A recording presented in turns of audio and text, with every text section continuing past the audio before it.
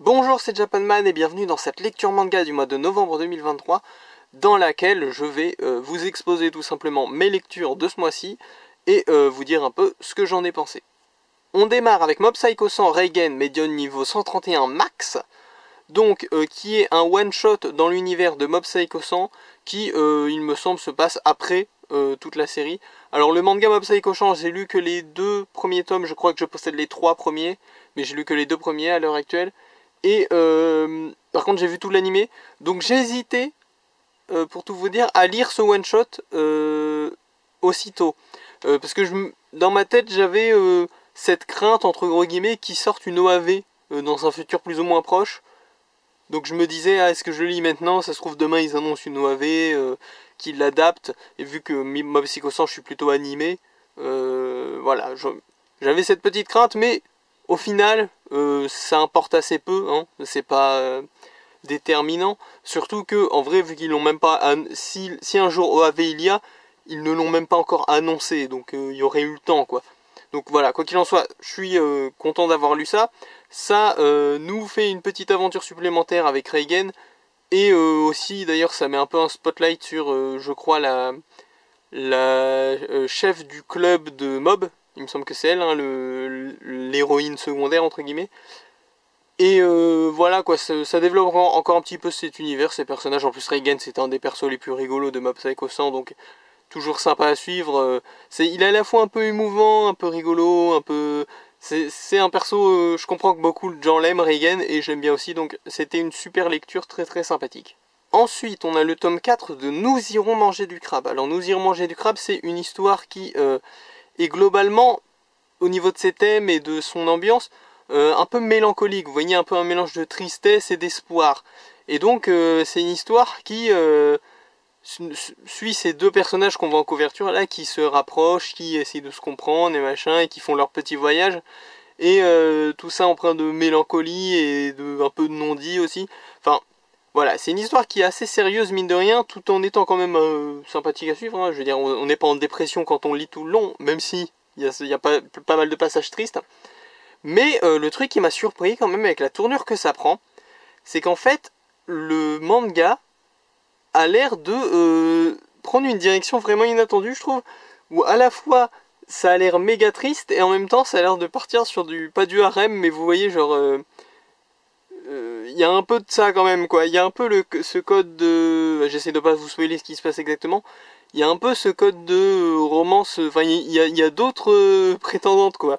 Et, et je m'y attendais vraiment pas. Et en plus, ce nouveau prisme un peu plus léger qui semble se présenter avec ce nouveau personnage qui débarque, et ben en même temps, ça coïncide avec un truc très triste et très sérieux qui se passe vis-à-vis de la fille qu'on voit sur la couverture.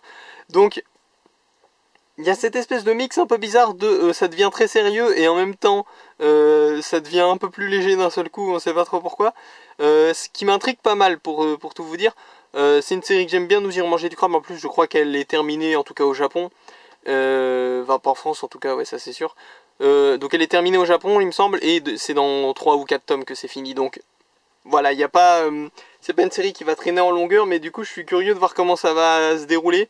Parce que vraiment, on a cette dichotomie entre d'un côté, bah, là où on s'arrête dans ce tome-là, vraiment le gars qui est dans un scénario de harem, quoi, enfin, pas littéralement harem, mais la légèreté et le hasard et les trucs comme ça, c'est le genre de péripéties qu'on pourrait retrouver dans les romances que j'aime bien, un peu comiques.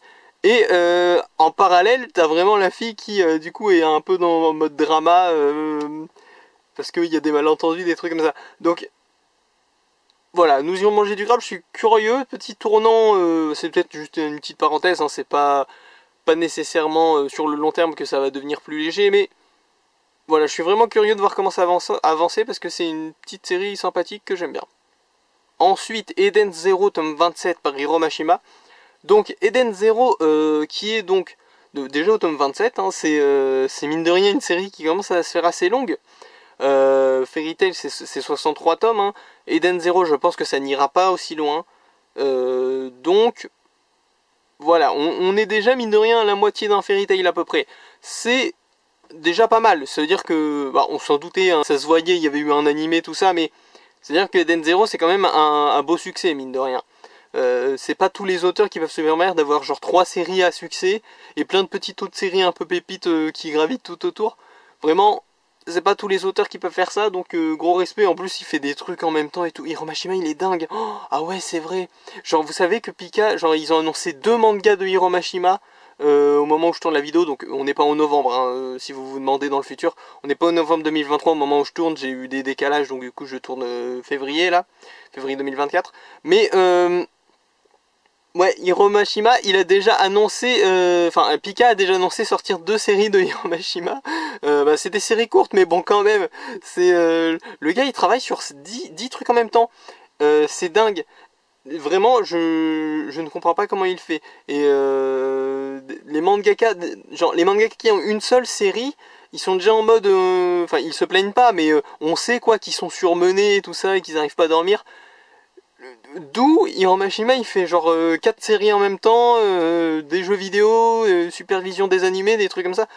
C'est un dingue Hiro Mashima. Bon, c'est pas le sujet. Pour le tome de SN0 précisément, en gros dans ce tome là, on voit un peu les conséquences d'un gros changement, un gros chamboulement qu'il y a eu dans le statu quo. Voilà, une des particularités d'Eden Zero, c'est qu'on a mine de rien assez fréquemment des chamboulements dans le statu quo, ce qui est pas de refus, hein, je veux dire, ça rajoute un peu de piment, ça rajoute... Voilà, on sent que Eden Zero, c'est un peu plus libre que Fairy Tail. Et c'est une des qualités. On peut aussi dire un des défauts, parce que bon, du coup, il y a certains reproches un peu injustes que les gens faisaient à Fairy Tail qu'on pourrait légitimement faire à Eden Zero. Mais bon, vu que forcément la hype de cracher sur Fairy Tail est passée, Eden Zero est un peu protégé quoi. Mais vous voyez l'idée, c'est vraiment Eden Zero se permet des changements dans le statu quo, se permet plus de liberté, vraiment une série pleine d'ambition et pleine de surprises. J'aime beaucoup cette série. Et je suis même un peu pressé de me regarder l'animé quand j'aurai fini. Ouais, je suis en train de vous parler d'un manga en cours. Je suis en train de vous et là je suis en train de vous dire que je suis pressé de voir l'animé quand le manga sera fini, quand l'animé sera fini. Donc c'est n'importe quoi. Je sais pas pourquoi je suis dans le futur comme ça. Quoi qu'il en soit, en tout cas, pour le moment, je vais profiter juste du manga, mais voilà, quand même l'animé a l'air sympa aussi. Ensuite, on a Ghost Girl, tome 3. Donc, cette série, d'ailleurs, a la particularité, je le reprécise, parce que je sais pas si je l'ai dit les fois précédentes. J'ai dû le mentionner, mais bon, voilà, toujours sympa de faire le rappel. Cette série est dans le sens de lecture français, mais c'est pas une erreur ou un caprice de l'éditeur, c'est apparemment vraiment l'autrice, ou l'auteur, je ne sais plus, de ce manga qui a voulu nativement... alors, je sais pas si c'est le cas au Japon, mais en tout cas, il y a eu la requête qui a été faite, quoi, donc soit auprès de l'éditeur japonais, soit auprès de l'éditeur français, je ne sais pas, de faire paraître ce manga en sens français, enfin en sens occidental, quoi. Donc, c'est une particularité intéressante. Est-ce que ça veut dire quelque chose, par exemple? Est-ce que ça veut peut-être faire paraître une esthétique livre ancien, peut-être? Vous voyez, peut-être grimoire occidental. Bah, ça transparaît pas trop avec des couleurs un peu Halloween, tout ça. Mais quand on voit un peu le contexte de l'œuvre, que ça part pas mal dans les mythes un peu cthulhiens, comment dit-on, Lovecraftiens. Voilà, c'est un peu, ça part un peu dans le délire Lovecraftien ces derniers temps, la série. Ces derniers temps, il y a 3 tomes. Hein. Mais bon, à partir de ce tome-là, surtout, ça part vraiment dans des délires Lovecraftiens. Et c'est une série intéressante, en fait. C'est... on sent qu'on n'a pas encore dévoilé tout le potentiel de la série, mais le début est plutôt prometteur. Et moi j'adore Rosario plus Vampire, donc j'ai rien à redire quoi. Le seul truc qui pourrait me faire sauter de ma chaise, c'est si on dévoilait un univers partagé avec Rosario plus Vampire. Mais après, je suis pas non plus univers partagé à tout prix. L'histoire peut aussi vivre dans son propre univers et ça peut aussi donner plus de liberté, donc pourquoi pas après tout. Mais bon, vu qu'on est tous les deux dans des trucs un peu surnaturels, avec des monstres, des trucs comme ça, les deux univers, à ma connaissance, sont pas incompatibles. Il n'y aurait pas d'incohérence à les faire coexister. Mais bon, on verra bien. Ensuite, on a Corpse Party Blood Covered, tome 5. Donc, Corpse Party, ça avance tout doucement. La série est pas très longue, je crois. Hein. Il me semble qu'il y a une dizaine de tomes, peut-être, au total. Je suis pas sûr exactement. Et en plus, c'est l'adaptation d'un jeu vidéo, donc c'est une histoire finie et contenue dès le départ, quoi. On sent que c'est forcément, ça va pas durer sur des milliers de tomes. Mais tout ça pour dire que voilà, on commence à avoir un peu le fin mot de l'histoire, à avoir un peu la clé du mystère, enfin, on n'a pas la clé du mystère, mais on comprend un peu mieux ce qui se passe, c'est quoi tous ces fantômes, tous ces trucs surnaturels. Voilà, on a un peu la backstory qui se dévoile, on a des personnages un peu mystérieux qui commencent à dire deux trois trucs, à nous donner des petits indices sur comment est-ce qu'on pourrait s'en sortir. Voilà quoi, on sent que on a fait le moment horreur, on comprend rien, tout le monde se fait massacrer, voilà. Maintenant, c'est un peu le moment de, on commence à réunir les indices, à comprendre ce qui se passe et potentiellement à contre-attaquer à l'avenir, quoi. Donc, petite série très sympathique d'horreur qui avance, qui se suit plutôt bien avec des petits mystères et des indices et voilà, moi le truc qui m'avait vraiment scotché, c'était ce délire de monde parallèle mais relié de manière incohérente dans l'espace-temps. Ce qui faisait que tu avais des indices de gars qui allaient mourir plus tard, mais plutôt dans un autre univers.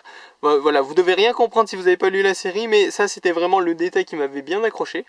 Et là du coup qu'on en sache un peu plus sur le mystère, tout ça, c'est une bonne chose et ça apporte un peu de avancée au scénario. Ensuite on a l'intégrale, donc en 2 tomes, mais qui au final en représente 5 je crois. 2 dans celui-ci, 3 dans celui-ci. C'est l'intégrale de Final Fantasy, le guerrier à l'épée de glace, Final Fantasy même type 0, qui est genre un spin-off de Final Fantasy, enfin, ou en tout cas si ce n'est pas un spin-off, un épisode, vous voyez, Final Fantasy, c'est chaque épisode est dans un univers différent. C'est le genre de série qui va faire un 2 à un numéro, vous voyez, genre Final Fantasy 13-2, vous voyez par exemple. Je dis beaucoup vous voyez, je sais pas pourquoi, mais tout ça pour dire que, voilà, c'est Final Fantasy type 0, c'est un univers à part entière avec lequel je n'étais pas familier. Et c'était plutôt sympa de découvrir tout ça. Alors c'est une sorte de préquel, si j'ai bien compris, au jeu concerné. Pourquoi pas, ça c'est dit quoi, il n'y a pas besoin impératif d'avoir lu ou vu ou joué à je ne sais quel Final Fantasy type 0 sur un autre média ou quoi que ce soit. Non, c'est un préquel qui, de ce que j'ai compris, concerne le prof dans le jeu d'origine, je suppose, mais quand il était jeune, quoi. Donc on suit vraiment sa petite histoire avec beaucoup de déconvenues. Ça se passe sur plusieurs années, je pense. Enfin, je sais pas s'il y a des dates précisées, quoi, mais on voit un peu l'évolution de sa vie. Et il se passe des tas de trucs, il y a un peu de drama, il y a même beaucoup de drama, il y a des trucs assez tristes, hein, parce que c'est un univers, hein, je vous ai pas dit, c'est un univers dans lequel, quand tu meurs, on oublie ton existence. Ça, c'est un détail sympathique, ça m'étonnerait pas qu'il fasse pas mal aussi de drama là-dessus sur le jeu d'origine. Donc voilà, quand tu meurs, on oublie ton existence. Ce qui donne un tout autre aspect à la mort, parce que d'un côté, il n'y a plus trop de deuil et de trucs comme ça, vu que, bah, il est mort, donc on a oublié qu'il existe. Mais en même temps, t'as justement tout un aspect encore plus redoutable de la mort, parce que mourir, c'est être effacé de l'existence, pratiquement. Alors, t'as existé, hein, les traces sont encore là de ton passage, mais toi, personne ne se souvient de toi. Même les gens auxquels tu tiens, tout ça, il n'y a pas d'astuce, hein, vraiment t'existes plus. Tout le monde t'a oublié, il y a juste ton nom sur la feuille et puis personne s'est quitté, quoi. Donc bon, c'est un univers intéressant avec une prémisse intéressante. On suit la petite histoire d'un élève dans cette académie de magie un peu, enfin vous voyez c'est du Final Fantasy quoi, c'est de la fantasy, il y a de la magie, il y a des monstres, il y a ce genre de choses, et c'est une histoire qui pour moi présente plutôt bien, et c'est cool d'avoir pu découvrir ça grâce à l'édition, j'ai pas précisé, c'est l'édition Kiun Carrefour. C'est ces grosses éditions, vous voyez, comme ça, qui coûtaient vraiment pas cher. Je crois que c'était 4 € le tome, si je dis pas de bêtises. Et 4 € le tome pour l'équivalent de 2 ou 3 mangas, c'est vraiment un super rapport quantité-prix. Et au niveau qualité, ça laisse pas à désirer non plus, parce que comme je vous l'ai dit, c'est une petite série qui est vraiment sympathique. Même si on n'est pas familier avec l'univers des Final Fantasy, ou même de Final Fantasy type 0 en particulier. Et j'en profite pour faire une petite parenthèse, c'est vraiment une époque, on va dire 2023 dans les grandes lignes, où j'ai vraiment pas mal développé ma culture Final Fantasy, parce que Final Fantasy, j'ai jamais eu un gros rapport avec ça, hein. Mon seul vrai attachement à Final Fantasy, ça a longtemps été Kingdom Hearts, qui est un jeu que j'aime bien, mais franchement l'aspect Final Fantasy dans ce jeu là est très anecdotique. Et vraiment en 2023, alors j'ai pas découvert tous ces jeux, mais je me suis débloqué sur Final Fantasy Dissidia NT, donc qui est un jeu de combat Final Fantasy. Mais en fait j'étais bloqué, ça doit être moi qui suis bête, hein, mais j'avais pas compris comment on débloquait les trucs pour avancer dans les cinématiques. Parce que c'est un jeu un peu bizarre où en fait le scénario c'est vraiment juste des enchaînements de cinématiques, mais il faut les payer avec des cristaux. Mais pour gagner les cristaux en fait il fallait faire des combats. Mais j'avais cru que tu pouvais juste les débloquer en ligne, sauf que j'ai pas l'abonnement PlayStation pour jouer en ligne. Donc je croyais que j'étais softlock parce que j'avais pas le online. Mais en fait non. Donc je me suis débloqué dans ce jeu là, j'ai pas mal avancé dans celui-ci qui est le premier jeu Final Fantasy que j'ai eu, donc c'est Final Fantasy Explorers sur 3DS, c'est une sorte de Monster Hunter. Alors en fait c'est ce que j'aurais voulu que Monster Hunter soit, parce que j'ai jamais trop accroché à Monster Hunter. Je m'y remets un peu, enfin j'ai essayé de m'y remettre il y a pas longtemps, donc j'accroche un peu plus qu'avant, mais Monster Hunter j'ai quand même un peu de mal. Et Final Fantasy Explorers c'est une sorte de Monster Hunter mais un peu simplifié, donc ça me plaît pas mal. Et j'ai beaucoup avancé dans le jeu, je pourrais même dire que je l'ai fini, mais il y a une sorte de post-game qui peut-être est important, donc je suis pas sûr que je l'ai fini encore, enfin vous voyez. Et surtout, ça c'était les jeux que j'avais déjà avant et sur lesquels je me suis débloqué ou bien j'ai beaucoup avancé. Mais pourquoi 2023 pour moi c'était pas mal l'année de Final Fantasy? Parce que j'ai acheté Final Fantasy XIII, mon premier Final Fantasy mainline on va dire, hein, vous comprenez ce que je veux dire, donc de la série principale, hein, c'est un numéroté. Et j'ai aussi acheté par la même occasion la suite. Bon alors après j'y ai pas encore joué. Et j'ai pas Lightning Returns qui est le troisième de la trilogie. Mais le truc par contre, petit bémol, j'étais parti. Voilà, j'ai envie de faire en sorte dans mes jeux de plus trop, vous voyez, faire ce truc de j'arrête de jouer à un jeu pendant un petit instant, mais en fait il y a d'autres trucs qui prennent mon temps et du coup 2 ans plus tard en fait j'ai pas avancé dans le jeu. J'essaye d'éviter de faire ça, donc mon Final Fantasy XIII j'avais voulu le lancer et le finir dans la foulée. Après c'est des jeux longs, c'est des RPG, tout ça, je comptais pas le finir en une semaine, mais je voulais quand même le finir d'une traite entre guillemets. Et bah ça a pas marché. Parce que bah il y a eu des trucs qui sont passés et tout ça qui ont fait que finalement j'ai plus le temps. Et comme souvent, ça démarre d'une petite contrariété entre guillemets, ça démarre d'un blocage. Pourquoi? Parce que bah, j'ai avancé dans le jeu, il y a un moment où j'avais un peu de mal à battre le boss malgré mes tentatives répétées. Donc ma seule solution vraiment viable que je voyais c'était de grind un peu.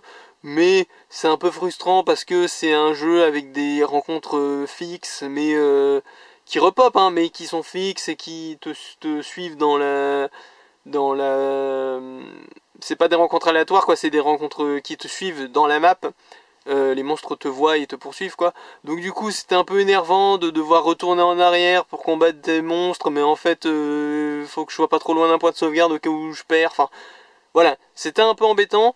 Du coup j'ai abandonné, mais sans vraiment abandonner, vous voyez, c'est ce truc où je me suis dit oh je retenterai, et j'ai pas retenté en fait. Et les moments où je me suis dit ah j'y rejouerai peut-être, je me suis souvenu que j'étais bloqué, j'ai pas trop envie. Donc on verra, j'espère, croisons les doigts pour que je finisse Final Fantasy XIII en 2024, peut-être même que je commencerai le 2. Et en tout cas voilà, c'était vraiment, c'est une petite digression parce que pour moi 2023 ça a vraiment été l'année des Final Fantasy. Et je m'y serais pas forcément attendu avant quoi. C'est dingue de se dire comme ça qu'il y a des licences des fois qui débarquent en force d'un seul coup. Il y a un petit délire un peu comme ça pareil pour les Sims. Genre j'ai énormément joué aux Sims en 2023. Alors qu'avant j'avais juste un jeu sur Game Boy Advance nul quoi. J'ai joué une fois ou deux au jeu Game Boy Advance et c'était nul. Et bah pareil, là c'est un jeu où tu découvres un nouveau jeu dans la licence et d'un coup tu comprends un peu mieux et puis tu t'es plus familier avec le truc. Et voilà, maintenant j'ai de l'expérience dans sa Final Fantasy Mainline, j'ai lu le manga de Final Fantasy Type 0, etc. etc. Pareil, encore un hasard, je vais pas vous le montrer à l'écran, là je vous le mettrai au montage, mais j'ai acheté pas mal de tomes d'un manga Final Fantasy en 2023 parce que il y avait des cartes Mana Books et que je voulais les collectionner, mais sauf que du coup vu que j'avais pas le début de la série, j'ai jamais lu cette série et je la lirai pas tout de suite, mais dans ma pile de lecture j'ai des tomes d'une nouvelle série de manga Final Fantasy Et c'est encore un hasard, c'est juste parce qu'il y a les cartes Mana Books. Tout ça n'est pas lié, vous voyez. C'est pas je me suis dit, oh j'aime bien Final Fantasy Dissidia, si je m'achetais le 13 et que je m'achetais le manga et que je m'achetais... Non, c'est juste que j'ai acheté le Kiun Carrefour. Je sais même pas s'il est sorti cette année, en 2023, ou bien si j'ai juste mis longtemps à le lire. Je l'ai lu cette année, j'ai acheté les jeux, c'est parce qu'ils étaient en promo ou je sais pas quoi d'occasion, je sais plus à quel prix je les ai eu, je l'ai pas eu à 16 €, je l'ai eu moins cher, c'est obligé, sinon j'aurais pas acheté les deux. Enfin voilà quoi, c'est vraiment le hasard fait que pareil Final Fantasy Explorer, pareil, je me suis dit, oh tiens, je finirais bien des jeux de 3DS que j'avais commencé, machin, et celui-ci dans la liste avait l'air, c'était un des plus simples à faire en faisant autre chose, ou voilà. Tout ça, c'est des petits hasards qui se connectent et qui font que ça a vraiment été l'année Final Fantasy, mais pour des raisons totalement diverses. Et ça, je trouve ça cool. Bon voilà, je suis parti un peu trop longtemps sur ma tangente jeu vidéo, alors qu'on est dans une vidéo manga, mais vu que c'était lié, je me suis permis cette petite digression. En tout cas, voilà, c'est marrant ce que nous réservent un peu les hasards du quotidien. Alors, dernier manga de cette vidéo, Ranma 1/2, tome 8, 9 et 10, donc c'est l'édition tome double, hein, donc... ça représente un peu plus que 3 tomes en termes de quantité, ça représente environ 6 en fait. Mais, petite particularité sur ce coup-ci, je sais, de source sûre, parce que je suis un peu dans le futur à cause des délais et des décalages et des problèmes techniques, que le mois prochain, on va énormément parler de Ranma 1/2, si vous voyez ce que je veux dire. Donc, je fais volontairement le choix, dans cette vidéo, de ne pas tergiverser sur Ranma 1/2, même si ça fait partie des mangas que j'ai lu ce mois-ci, voilà. Je vais simplement, du coup, en profiter pour vous faire un résumé, synopsis, quoi. Je vais vraiment, juste pour les gens qui ne connaîtraient vraiment pas la série Ranma 1/2 et qui seraient tombés dans cette vidéo et qui, du coup, voudraient quand même un peu savoir de quoi on parle, même si c'est pas la grosse vidéo où on va beaucoup parler de Ranma 1/2. Comme ça, vous saurez de ce que c'est, au moins. Vous aurez, voilà, un petit peu de culture en plus. Et on n'a pas trop perdu notre temps non plus, ok? Alors, globalement, Ranma 1/2, c'est l'histoire de Ranma Saotome, un pratiquant d'arts martiaux, on va dire, de l'école sans complexe, machin truc. Voilà, les gens qui ont lu le manga voient de quoi je parle, parce que j'explique mal, mais... tout ça pour dire que c'est un pratiquant d'arts martiaux qui un jour en s'entraînant en Chine va tomber dans la source hantée, la source enchantée, enfin une source magique quoi, qui va lui causer une particularité drôlement surprenante, qui est que quand il est en contact avec l'eau chaude, il me semble, il va se transformer en fille, parce qu'il est tombé dans une source enchantée qui... dans laquelle une jeune fille s'est noyée il y a longtemps, et du coup c'est toute la particularité de cette source, qui quand tu tombes dedans, hop, contact avec l'eau chaude, tu deviens le truc qui s'est noyé dans la source, et contact avec l'eau froide, tu redeviens toi-même. Donc en gros, il alterne entre garçon et fille selon la température de l'eau qui le touche, et il y a ce petit panda notamment, par exemple, qui est son père, qui lui est tombé dans une autre source à côté, dans laquelle cette fois un panda s'est noyé, et du coup lui, pareil, au chaud il se transforme en panda, au froid il se retransforme en lui, et voilà, c'est tout ce délire de arts martiaux plus source magique qui transforme les gens en animaux et en trucs. En l'occurrence pour le protagoniste c'est carrément une fille. Et voilà, comme je vous l'ai dit, je suis en mode synopsis là, je vais pas vous dire dans les détails ce qui se passe pas, vous présenter tous les personnages, mais c'est ça, c'est arts martiaux, source qui transforme les gens, et le troisième élément que je dirais représentatif de la série c'est la romance, parce que c'est quand même dans l'idée une sorte de comédie romantique. Je dirais même que c'est peut-être un proto-harem, parce que c'est une série qui date pas d'hier, hein, Ranma 1/2. C'est peut-être le proto-harem. Alors là je commence à rentrer dans les détails, je commence à vouloir développer les trucs. Je vais me retenir, comme je vous l'ai dit, je vois dans le futur parce que j'y suis. On va en reparler de Ranma 1/2, vous inquiétez pas. Si Ranma 1/2 vous intéresse, abonnez-vous parce que la prochaine vidéo on en parle. Hein. On en parle pas mal à mon avis. Voilà. Ranma 1/2, je vous l'ai présenté, vieille série, un petit classique hein, sur un gars qui fait des arts martiaux mais qui se transforme en fille au contact de l'eau chaude et en gars au contact de l'eau froide. C'est tout. Alors c'est tout pour les mangas de ce mois-ci, mais on n'oublie pas, parce qu'on a oublié la dernière vidéo, hein, désolé, le manga coup de cœur du mois. Qu'est-ce que c'est le manga coup de cœur du mois? Pour rappel, c'est le manga de ce mois-ci tout simplement qui m'a le plus plu. Alors c'est plus ou moins valide et plus ou moins...